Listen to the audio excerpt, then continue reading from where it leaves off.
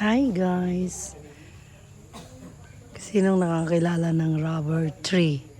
Rubber tree to guys. Nandito ako sa probinsya.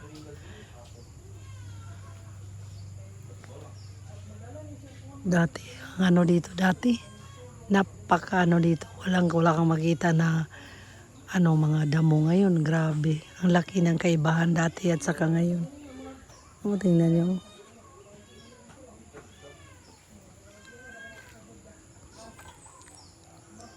Ayan, dati, 6 years ako nakatira sa bahay na yan dati. Ayan, wala nang i-abandonar na. Nakakamiss ang lugar pag may marami kang memory. Mamiss mo yung lugar. 6 years din ako nakatira dito. Ngayon wala na. Hindi ganito ang itsura dati. Maraming mga bat. Tingnan mo. Maraming bat, oh. Asan kaya nakatira ang mga bats? Grabe.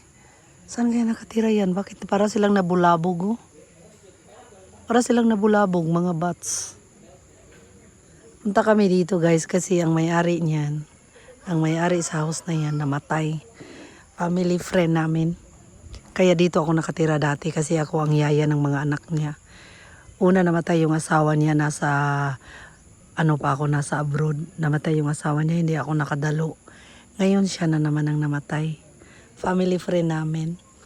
Nung maliit pang mga anak niya, wala silang time mag-alaga. Ako ang yaya. 3 ang anak nila. Ngayon dito na siya, yung panganay na anak niya dito na may bahay na nabago. Nandito siya ngayon, dito siya nakahimlay. Kaya nandito kami, bumisita kami kasi na-timing. Dito ako sa Pilipinas, kaya na-timing talaga nandito ako. Kaya may time na pumunta dito, pero yun nga lang nakakasad kasi patay na siya. Hindi ko naabutan. Kasi nagplano ako magbisita kasi nga matagal na siyang may sakit. Imbis na mapunta ako dito sana, buhay pa ngayon wala na, patay na. Hindi ko na naabutan. Tsaka may marang guys, tingnan yung marang. Oh, maraming marang. Lansunis, walang bunga ang lansunis. Maraming mga tanim dito na prutas. Tingnan yung may mga kangkong, may pitsay. Libre na pag nasa bundok ka, nasa probinsya ka. Pag masipag ka, hindi ka na bibili ng mga gulay. Nandito lang sa tabi-tabi, mag-garden ka lang dyan. Diba? Kaya probinsya kapag hindi ka tamad, may makukuha ka na ng mga gulay. Libre, hindi mo na dapat bilhin. Ayan o. Dati guys, Carabao grass ang mga dito, Carabao grass. Walang mataguan ng mga tao. Ngayon, tingnan nyo, ang damo, grabe. Ang hahaba ng mga puno, ng mga damo. Talaga, grabe ang kaibahan dati at saka ngayon. Dati, maganda yung kasi nga hindi pa nagkasakit yung friend namin. Ngayon kasi kasakit na siya, diabetic, kaya yun ang ikinamatay niya. Matagal na siyang nakadialysis. Timing lang talaga nakauwi ako. Dati na malinis to kasi nga, bata pa siya nung time na yun, saka maraming mga tauhan na, nag-aalaga ng damo, cutter, tapos topper sa rubber. Ayan yan, parang coconut na may may magkukuha ng katas ng rubber. Malaking pera yan. Sila lang taga-pag-alaga dito, pero hindi silang may-ari sa farm. Taga-manage lang dito. Kapatid niyang may-ari dito. To guys, malawak. Hindi ko alam kung ilang hektarya ito. Kasi papunta doon, parang kung hindi ako nakakamali, parang mga 10 hectares. Grabe ito ang lawak. Mayaman kasi yung kapatid niya dati, ang investment lupa. Tinaniman ng rubber tree. Siya ang nag-manage, kaya dito talaga siya tumanda. Hanggang dito na ngayon, namatay na.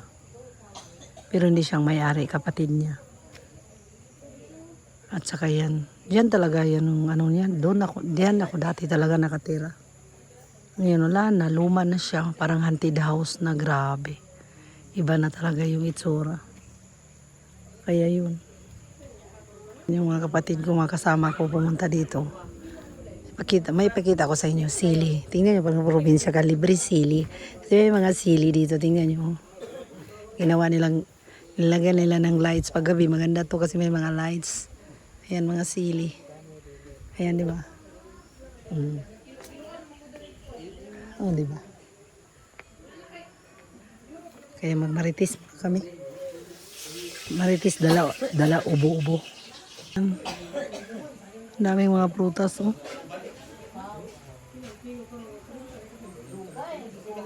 Lansunis yung mga puno, pero walang bunga. Parang ano. Yung wala, hindi namunga yung lansunis. Marang, ang daming bunga ng marang. Oh.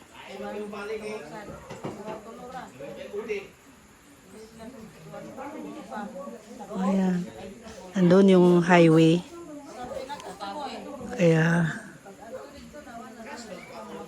ito naman. Maya-maya, uwi kami, mamayang hapon. Kanina pa kami dito. Siguro mga nakadalawang oras na kami dito.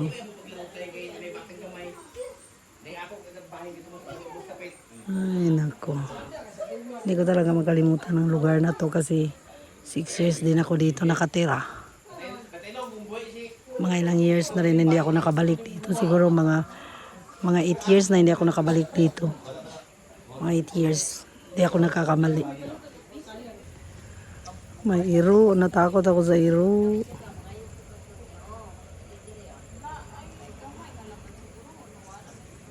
Ay, iro. Nakakatakot yun. Oh my gosh. Sus, dati. Hindi ko talaga makalimutan dati ang lugar na to. Ngayon, hindi na may itsura. Daming mga workers dyan dati nakatira. Mga topper ng rubber. Pero ngayon guys, tingnan nyo naman, oh, parang haunted house na. Grabe. Tsaka dyan, oh. Daming topper dyan dati. Topper ng rubber ba? Mga tauhan, siguro mga 8 yun. Oh, di ba? Ang saya dito dati. Ang daming mga tauhan. Tingnan nyo. Ayan. Probinsya. Dati may pa dyan, balcony. Pwede ka magpahinga dyan. Maganda talaga ang view dito dati kasi pa siya. Wala pang sakit yung namatay. Ayan, oh. Wala pa siyang sakit. Kaya pa niyang mag-manage ng tao. Ngayon wala ng tao kasi yung rubber napabayaan na. Napabayaan na yung Yan yung may dyan, may ilog sa baba.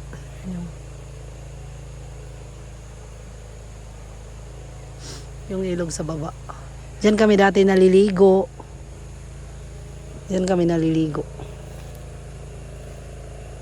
Ngayon, wala na. May gate pa dyan dati. Hindi ka pwedeng makapasok dito kasi maraming aso. Pag may pumupunta dito, hindi pwedeng walang magsalubong dyan kasi maraming aso. Sasalubungin ka ng aso. Kaya hindi pwede dati na pumasok dito sa lugar na walang magsundo. Sobra dito dati. Ngayon wala na talaga. Walang ka-beauty na. Grabe.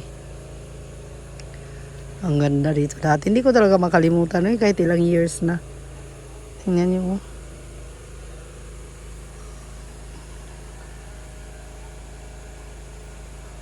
Dati ang maliit pa itong mga kahoy. Hindi pa ganito kalaki. Ano? Nakakamiss. Pero at least nakabalik pa ako.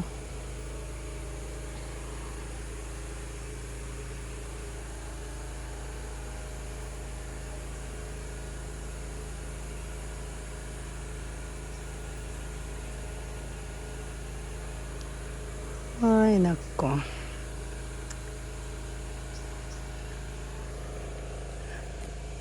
Yan yung bahay. Bahay ng anak niya. Diyan siya nga nakahimlay. Yung panganay niyang anak na alaga ko. Ang baby ko dati. Ngayon, dambuhala na. Lahat na sila malaki na. May mga asawa.